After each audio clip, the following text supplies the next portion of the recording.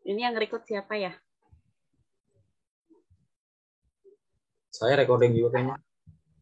Stop dulu sebentar deh, stop dulu sebentar aja. Stop recordnya. Oke. Assalamualaikum warahmatullahi wabarakatuh. Waalaikumsalam Waalaikumsalam warahmatullahi wabarakatuh. Selamat sore, Ibu Ginalita, Ratnayanti, dan teman-teman semuanya.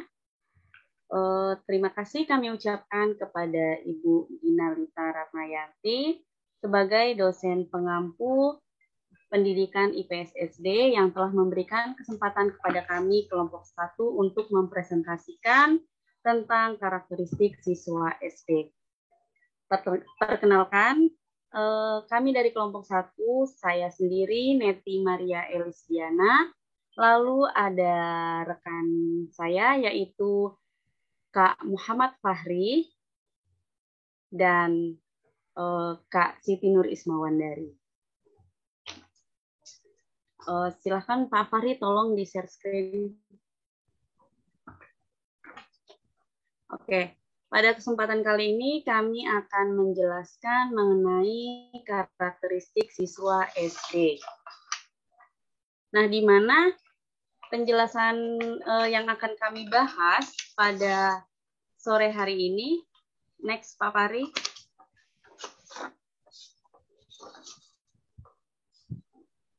Yaitu yang pertama mengenai pengertian karakteristik, lalu ada perkembangan fisik, ada perkembangan kognitif, ada perkembangan psikososial, dan karakteristik siswa sekolah dasar. Oke, baik. Sekarang kita mulai untuk yang pertama dulu, yaitu pengertian dari karakteristik itu sendiri. Kata karakter berasal dari bahasa Latin, yaitu karakter, characterization, karak, dan dalam bahasa Inggris yaitu karakter. Karakter adalah suatu pembawaan individu berupa sifat, kepribadian, watak, serta tingkah laku yang diekspresikan dalam kehidupan sehari-hari. Nah, ada beberapa pengertian karakter menurut para ahli. Yang pertama oleh W.B. Saunders. Karakter itu merupakan suatu sifat nyata dan berbeda yang ditunjukkan oleh seorang individu. Karakter seseorang dapat terlihat dari berbagai atribut dalam tingkah lakunya sehari-hari.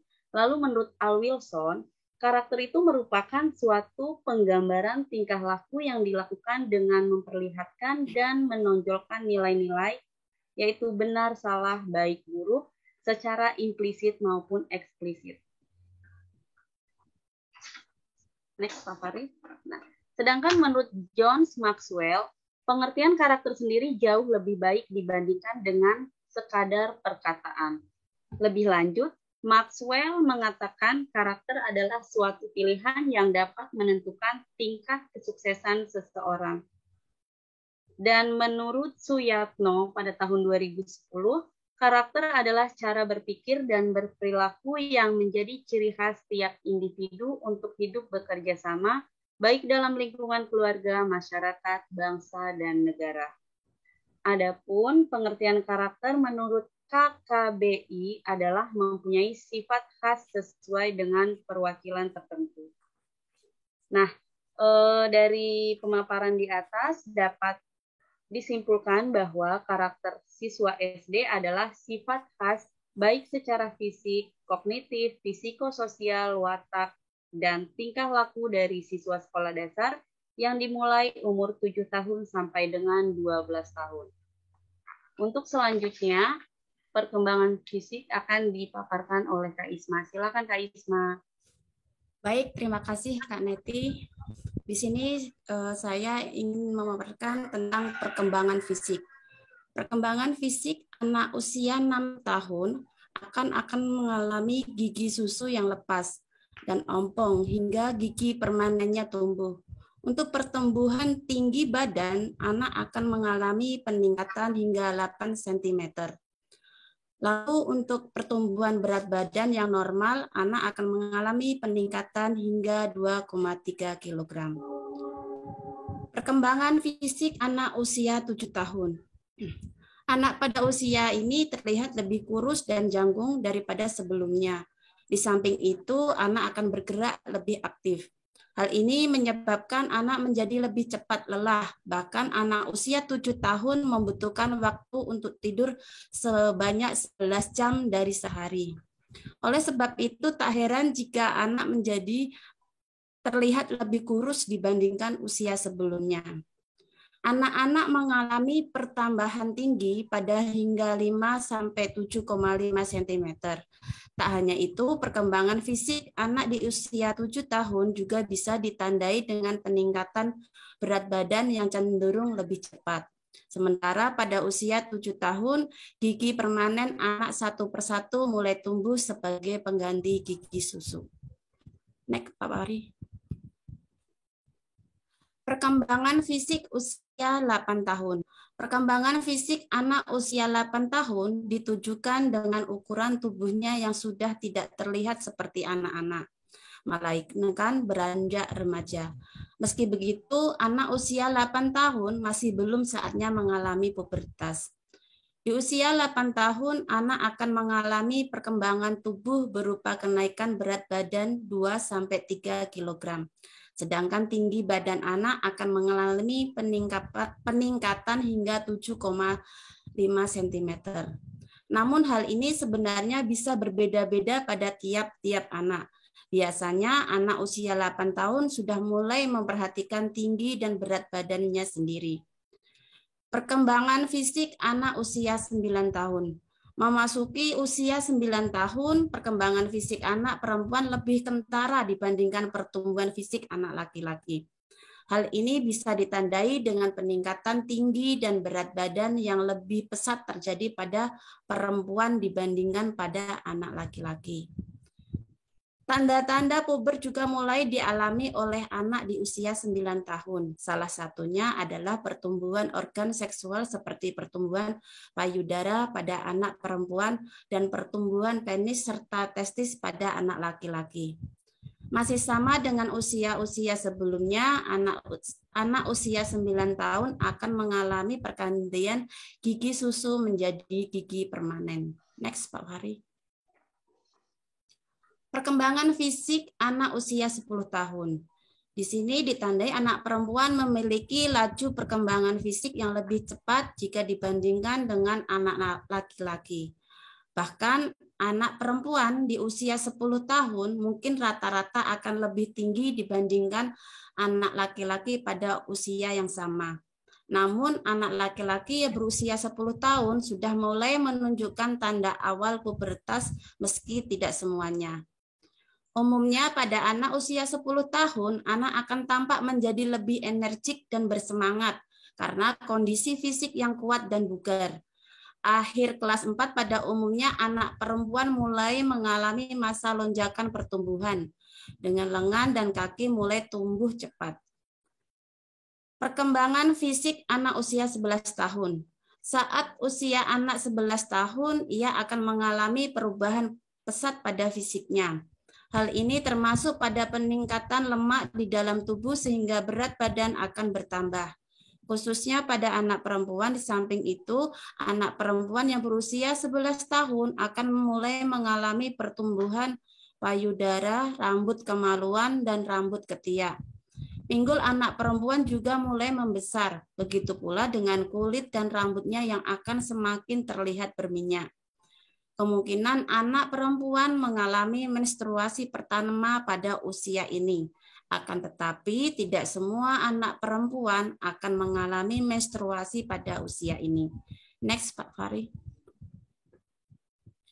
Pertumbuhan fisik pada anak laki-laki yang berusia 11 tahun mulai tampak pada otot-ototnya yang membesar. Pita suara anak juga mungkin berubah dan terdengar lebih dewasa. Sama halnya dengan anak perempuan. Anak laki-laki juga mengalami pertumbuhan rambut kemaluan dan rambut ketiak. Anak laki-laki juga akan mengalami pertumbuhan penis dan testis serta skrotum dan yang berwarna semakin gelap. Selanjutnya perkembangan fisik anak usia 12 tahun. Bagi anak perempuan, pertumbuhan fisik yang dialami di usia 12 tahun ini menunjukkan tubuhnya yang mulai terbentuk. Saat pinggulnya membesar, pinggangnya justru terkecil. Hormon seksual di dalam tubuhnya mulai bekerja dan menimbulkan perubahan-perubahan pada tubuhnya. Pertumbuhan fisik seperti pertumbuhan payudara, rambut kemaluan, bulu kaki, dan rambut ketiak masih terus dialami oleh anak perempuan. Jika anak perempuan masih belum mengalami menstruasi, biasanya ia akan mengalaminya pada usia 12 tahun. Anak laki-laki pertumbuhan penis, testis, rambut kemaluan, dan rambut ketiak masih terus berlangsung pada usia ini. Bahkan tidak hanya itu saja, anak laki-laki juga mungkin mengalami pertumbuhan bulu-bulu halus di wajah, pertumbuhan otot, dan suaranya menjadi terdengar semakin berat. Slide selanjutnya akan dibacakan oleh Pak Fahri. Silakan Pak Fahri. Ya, terima kasih Bu Isma. Selanjutnya saya akan membacakan perkembangan kognitif. Yang itu pertama sensori motorik, yaitu di anak umur 0-2 tahun. Tahap sensori motor menurut Paget dimulai sejak umur 0 sampai 2 tahun. Selama periode ini anak mengatur alamnya dengan indera atau sensori dan tindakannya motor, serta persepsinya yang sederhana. Kemampuan tahapnya diantaranya sebagai berikut: melihat dirinya sendiri sebagai makhluk yang berbeda dengan objek yang di sekitarnya, mencari rangsangan melalui sinar lampu dan suara, suka memperhatikan suatu lebih lama, mendefinisikan suatu dengan memanipulasinya, memperhatikan objek sebagai hal yang tetap, lalu ingin mengubah tempatnya. Perkembangan kognitif pada anak usia 2-3 tahun yaitu pra-operasional. Pemikiran pra-operasional dalam teori Piaget adalah prosedur melakukan tindakan terhadap objek-objek. Tahap ini dibagi dua, yaitu pralogis dan intuitif. Adapun pralogis antara umur 2-4 tahun. Anak telah mampu menggunakan bahasa dalam mengembangkan konsepnya, walau masih sangat sederhana, sehingga sering terjadi kesalahan dalam memahami objek. Karakteristik tahap ini adalah sebagai berikut: self-counter atau sangat menonjol, ya, dapat mengklarifikasikan objek pada tingkat dasar secara tunggal dan mencolok, mampu mengumpulkan barang-barang menurut kriteria, termasuk kriteria yang benar, dapat menyusun benda-benda secara berderet tetapi tidak dapat menjelaskan perbedaan antara deretan. Yang kedua, tahap intuitif, yaitu umur 4-7 tahun. Anak telah dapat memperoleh pengetahuan berdasarkan pada kesan yang agak abstrak, dalam menarik kesimpulan sering tidak diungkapkan dengan kata-kata. Karakteristik tahap ini sebagai berikut: anak dapat membentuk kelas-kelas atau kategori objek tetapi kurang disadarinya. Anak mulai mengetahui hubungan psikologis terhadap hal yang lebih kompleks. Anak dapat melakukan sesuatu terhadap sejumlah ide. Anak mampu memperoleh prinsip-prinsip secara benar. Anak memahami bahwa jumlah adalah tetap dan sama.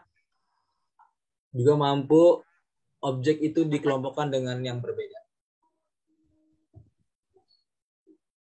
Perkembangan kognitif itu pada operasional konkret pada anak 7-11 tahun, ini pada anak usia sekolah dasar. Itu penggunaan logika yang memadai, tapi telah memahami operasi logis dengan bantuan benda konkret. Adapun proses penting dalam tahapan ini adalah sebagai berikut: pengurutan, yaitu kemampuan pengurut objek menurut ukuran, bentuk, atau ciri lainnya. Contohnya bila diberi benda-benda ukuran berbeda, mereka akan dapat mengurutkan dari yang terbesar sampai terkecil atau sebaliknya. Klasifikasi, kemampuan memberikan nama atau identifikasi serangkaian benda menurut ukuran, tampilan, karakteristik lain. Anak tidak lagi beranggapan animisme, yaitu menganggap sebuah benda berperasaan. Jadi anak-anak ini tidak perlu lagi membutuhkan tokoh imajiner, ya. Decentering, yaitu anak mulai mempertimbangkan beberapa aspek dari permasalahan untuk bisa memecahkannya. Sebagai contoh, anak tidak lagi memikirkan botol yang lebar, tapi pendek isinya akan lebih sedikit dari botol yang kecil namun lebih tinggi. Reversibility, anak mulai memahami bahwa jumlah atau benda-benda dapat diubah kemudian kembali ke keadaan awal. Contohnya, anak akan dengan cepat menentukan bahwa 2 tambah 2 sama 4 dan 4 diambil 2 sama dengan 2, yang merupakan bilangan yang dijumlahkan sebelumnya. Konservasi, yaitu memahami kuantitas panjang atau jumlah benda-benda adalah tidak berhubungan dengan pengaturan ataupun objek atau benda-benda tersebut. Contohnya apabila anak diberi minuman pada gelas yang kecil akan mengetahui bahwa jika diminum tersebut dituangkan pada gelas yang lebih besar, maka isinya pada gelas yang besar akan sama dengan pada gelas yang kecil. Perkembangan kognitif pada anak usia 12 sampai 15 tahun dan seterusnya ke atas yaitu operasional formal. Jadi mana kemampuan untuk berpikir secara abstrak, menalar secara logis, dan menarik kesimpulan dari informasi yang tersedia. Pada tahap ini siswa tidak lagi melihat sesuatu hitam dan putih saja, tapi ada gradasi abu-abu, dalam arti cara berpikirnya sudah mulai kompleks. Dilihat dari faktor biologis. Tahapan ini muncul saat pubertas yang menandai masuknya ke dunia dewasa secara fisiologis, kognitif, penalaran, moral, perkembangan psikoseksual, dan perkembangan sosial. Perkembangan psikososial. Siswa SD merupakan individu bagian dari anggota masyarakat, akan merasa dirinya sesuai dengan lapisan suatu tertentu. Siswa SD sudah mengetahui bahwa dirinya lebih tinggi tingkatnya dibanding anak TK dan lebih rendah daripada anak SMP. Selama duduk di kelas kecil SD, anak mulai mempercayai diri, tetapi juga sering rendah diri. Pada tahap ini, mereka mulai mencoba membuktikan bahwa mereka dewasa, mereka merasa saya dapat mengerjakan sendiri tugas itu, karena tahap ini disebut tahap I can do it myself. Mereka sudah mampu untuk diberikan suatu tugas. Tahap ini juga termasuk tumbuhnya tindakan mandiri, kerjasama dengan kelompok, dan bertindak menurut cara-cara yang dapat diterima lingkungan mereka. Mereka juga mulai dipeduli pada permainan yang jujur. Selama masa ini mereka juga mulai menilai diri mereka sendiri dengan membandingkan dengan orang lain. Anak-anak yang lebih mudah menggunakan perbandingan sosial atau social comparison, terutama untuk norma-norma sosial dan kesesuaian diri sendiri tingkah laku tertentu. Sebagai akibat dari perubahan struktur fisik dan kognitif mereka, anak pada kelas besar di SD berupaya untuk tampak lebih dewasa. Mereka ingin diperlakukan sebagai orang dewasa. Terjadi perubahan-perubahan yang berarti dalam kehidupan sosial dan emosional mereka. Di kelas besar SD, anak laki-laki dan perempuan menganggap keikutsertaan dalam kelompok menumbuhkan perasaan bahwa dirinya berharga.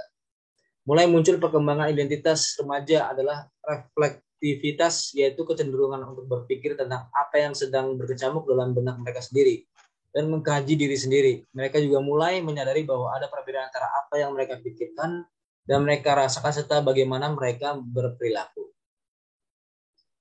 Karakteristik siswa SD. Menurut Preston, anak usia sekolah dasar mempunyai ciri-ciri sebagai berikut. Anak merespon, menaruh perhatian terhadap berbagai macam aspek dari dunia sekitarnya.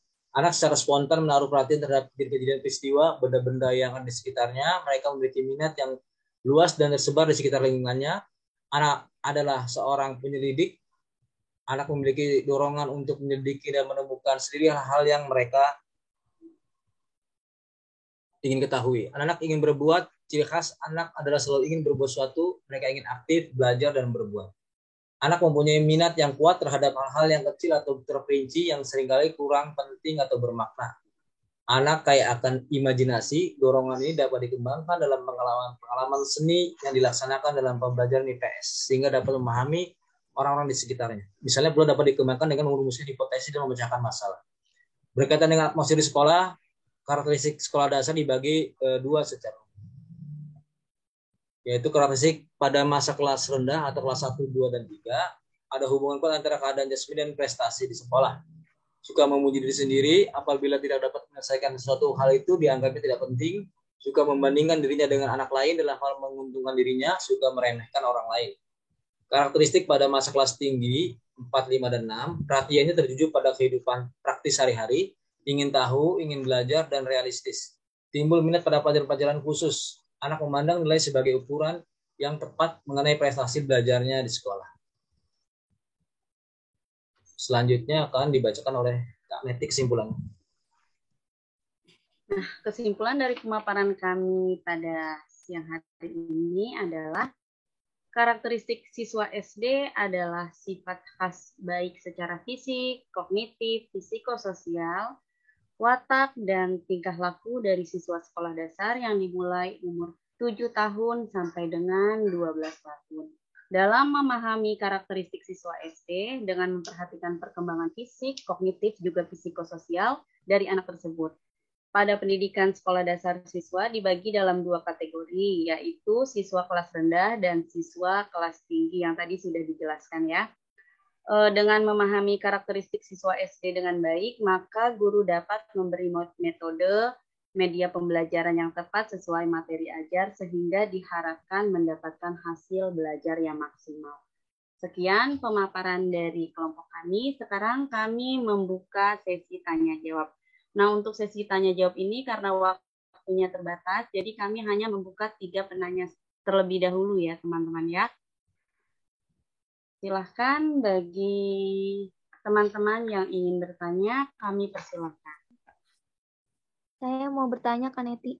Oh, silakan Karinta. Saya mau bertanya bagaimana solusinya untuk menghadapi siswa yang kurang percaya diri. Oke, baik. Kami tampung dulu ya Karinta ya. Kak, saya mau nanya. Oke, silakan Kak Tiara ya. Oke, silakan Kak Tiara. Tadi kan membahas tentang karakteristik ya. Iya, yang benar. saya ingin tanyakan, karakteristik apakah pada siswa SD yang kadang menjadi penghambat dalam proses belajar? Bisa diulang sekali lagi Kak Tiara pertanyaannya?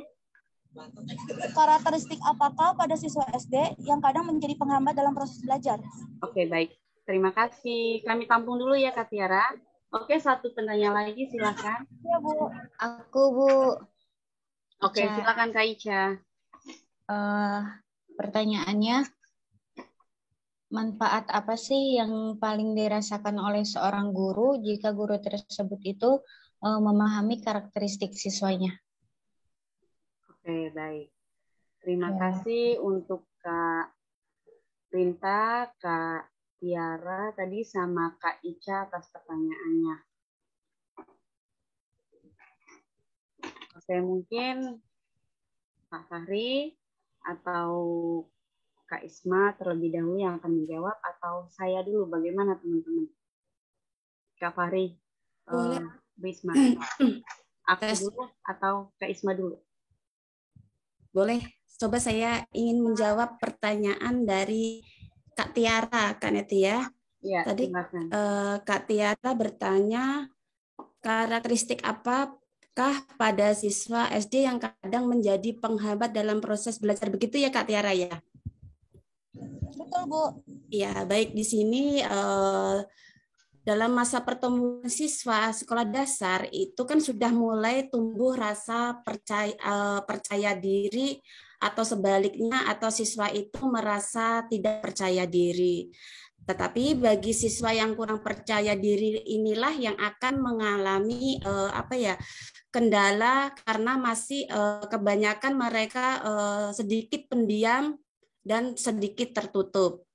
Dengan sistem pembelajaran yang berpusat pada si siswa tersebut, maka yang siswa yang kurang percaya diri, yang cenderung tertutup itu akan tentunya sulit menerima pembelajaran yang diberikan oleh peserta didik, sehingga hasilnya juga ke siswa tersebut kurang maksimal. Tujuan pembelajaran yang akan dicapai si siswa tersebut juga tidak akan tercapai dengan baik. Begitu Kak Tiara dari saya, bagaimana? Oke, baik Kak Isma, terima kasih ya Kak atas jawabannya.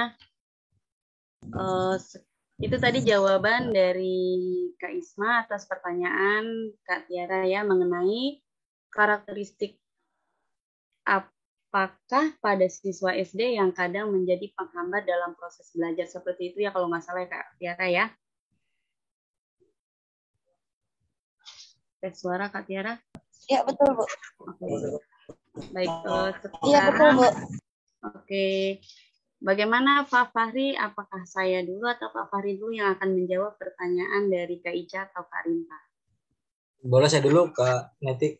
Oke, silakan Pak Fahri. Saya mungkin akan menjawab dari Kak Rinta ya tadi tentang bagaimana menghadapi siswa yang kurang percaya diri. Solusinya. Ya, kita sebagai guru tentunya memberikan motivasi atau masukan kepada siswa tersebut yang merasa minder atau kurang percaya diri ya. Bahwa kita beritahukan bahwa semua manusia itu memiliki kelebihan dan kekurangan. Jadi kalau kita memiliki kekurangan, tidak perlu merasa rendah diri ataupun kurang percaya diri. Kita berikan motivasi, kita berikan mungkin contoh-contoh yang nyata di dunia nyata seperti orang yang cacat bisa berprestasi dan sebagainya. Apalagi anak tersebut secara fisik normal, hanya mungkin merasa kurang dengan teman-temannya aja. Entah dari mungkin status sosialnya ataupun mungkin kecerdasannya, tapi kita bisa berikan anak tersebut motivasi dengan hal-hal yang bisa meningkatkan kepercayaan diri anak tersebut. Dengan memberikan motivasi itu, kita harapkan lambat laun anak tersebut mulai tumbuh kepercayaan dirinya. Mungkin itu saja dari saya. Mungkin ada teman yang mau menambahkan.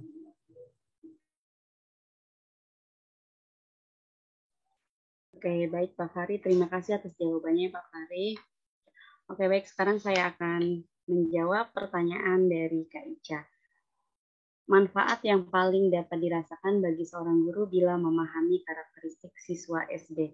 Nah, tentu kalau untuk kita sebagai guru, baik yang nanti calon guru ataupun yang sudah menjadi guru, tentunya kita harus memahami karakteristik siswa kita masing-masing. Karena di dalam kelas itu kan ada, mungkin dalam satu kelas itu tidak hanya 1 atau 2 siswa, kita ada 30 siswa yang mempunyai karakter yang berbeda-beda.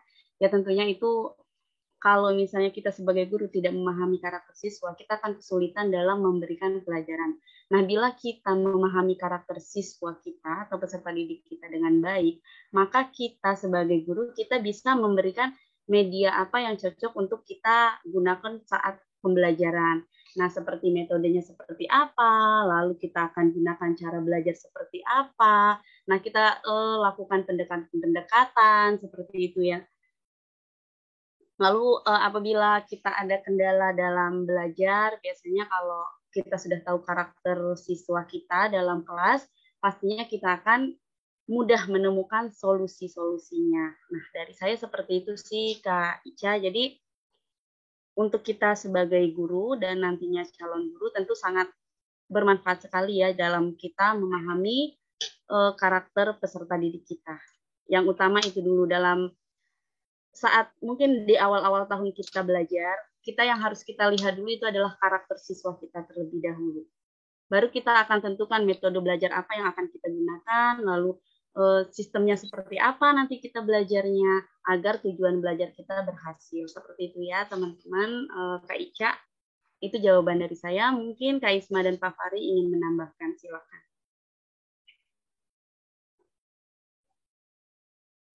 Saya rasa cukup. Oke, terima kasih. Bagaimana Kak Ica, Kak Tiara, dan Kak Rinta? Baik, Kak Neti, terima kasih jawabannya. Baik, Bu. Terima kasih, Bu. Ya, terima kasih ya teman-teman atas waktu kalian siang hari ini, dan juga untuk yang bertanya juga terima kasih karena waktunya kita sudah harus dibagi 2 ya teman-teman ya, karena ada kelompok yang sedang menunggu. Maka untuk kelompok 1 kita akhiri sampai di sini. Saya ucapkan sekali lagi terima kasih kepada Ibu Ginalita Ratnayanti yang sudah memberikan kesempatan kepada kelompok kami, dan untuk teman-teman semua yang sudah mengikuti, semoga pemaparan kami kali ini dapat bermanfaat dan dapat diaplikasikan dalam kehidupan kita sehari-hari, tentunya untuk kita sendiri, untuk keluarga dan lingkungan sekitar kita. Cukup sekian pemaparan dari kami. Terima kasih. Mohon maaf apabila ada kekurangan. Assalamualaikum warahmatullahi wabarakatuh. Waalaikumsalam warahmatullahi wabarakatuh. Wabarakatuh.